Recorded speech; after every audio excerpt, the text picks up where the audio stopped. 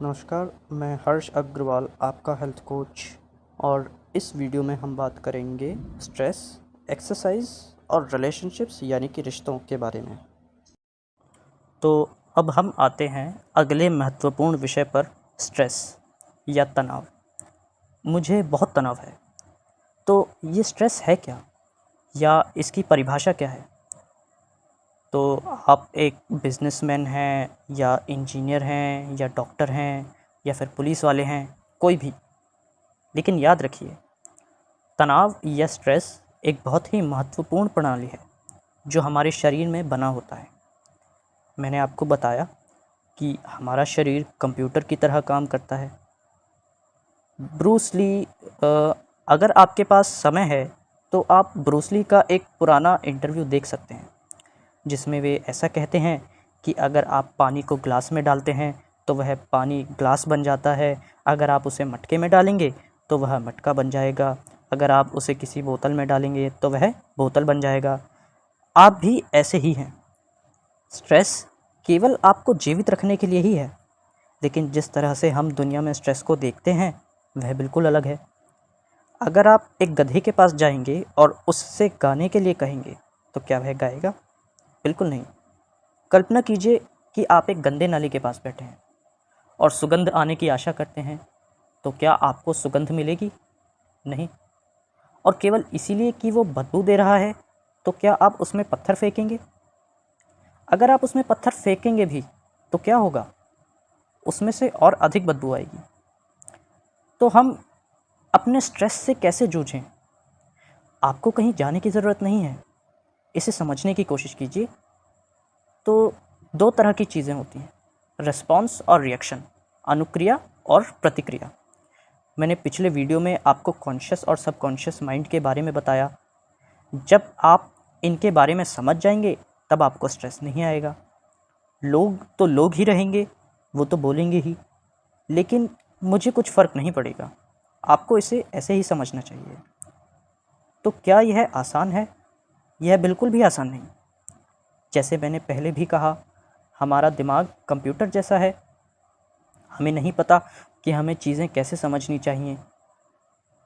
यही मैंने दूसरे दिन भी कहा था, माया, इल्यूजन। लेकिन हम सब इसे सच मान लेते हैं। कभी कभी मदद की आवश्यकता पड़ जाती है। मदद लेने में कोई बुराई नहीं, चाहे स्ट्रेस में या डायबिटीज़ में।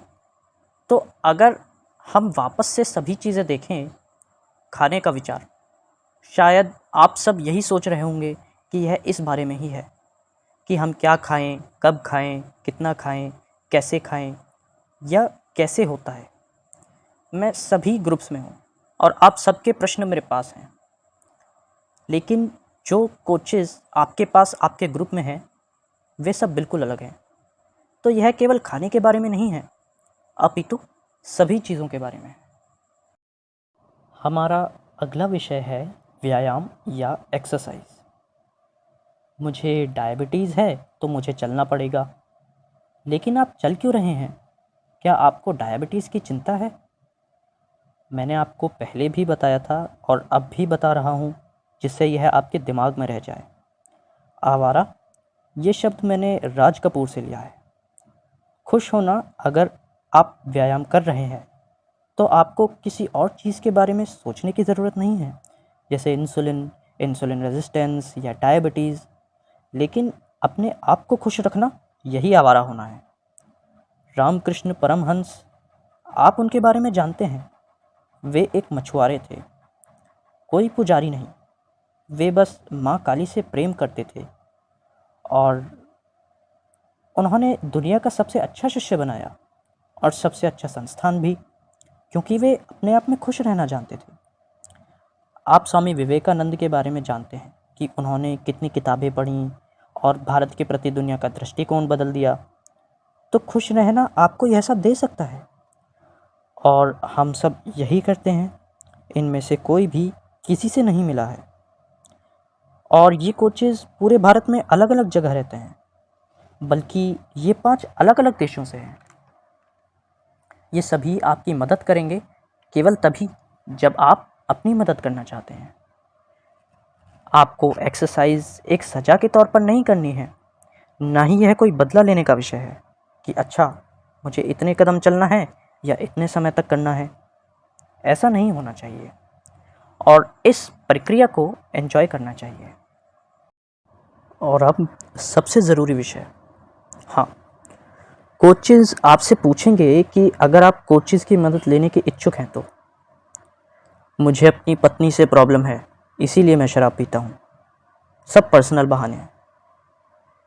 एवरेज या औसत क्या है? कई साल पहले मैं NIN गया था किसी प्रोफेसर से मिलने जो कि स्टैटिस्टिक्स यानी कि सांख्यिकी विज्ञान पढ़ाते थे।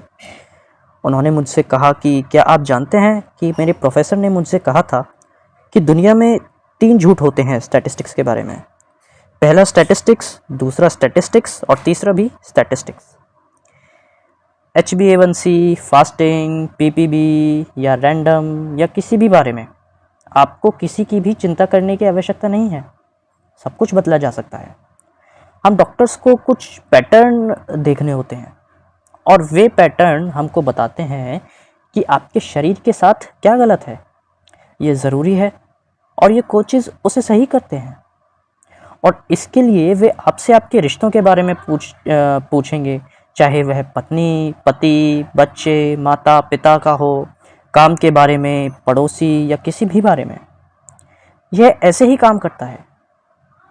आप इसके बारे में डिटेल में 5वें दिन जानेंगे कि ये कैसे होता है, लोग कैसे बदलते हैं या उनका जीवन कैसा था, कैसा हो गया।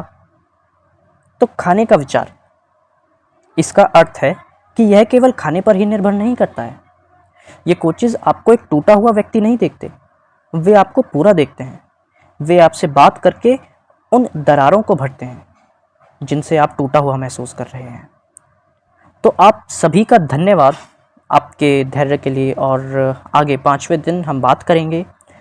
अगर आपको कोई भी जानकारी चाहिए तो आप आपके ग्रुप के एडमिन से बात कर सकते हैं। वे सभी कोचेज़ हैं, वे सभी भाषाएं सुन सकते हैं। वे आपकी हर संभव तरीके से मदद करेंगे। होलिस्टिक न्यूट्रिशन इसी बारे में है।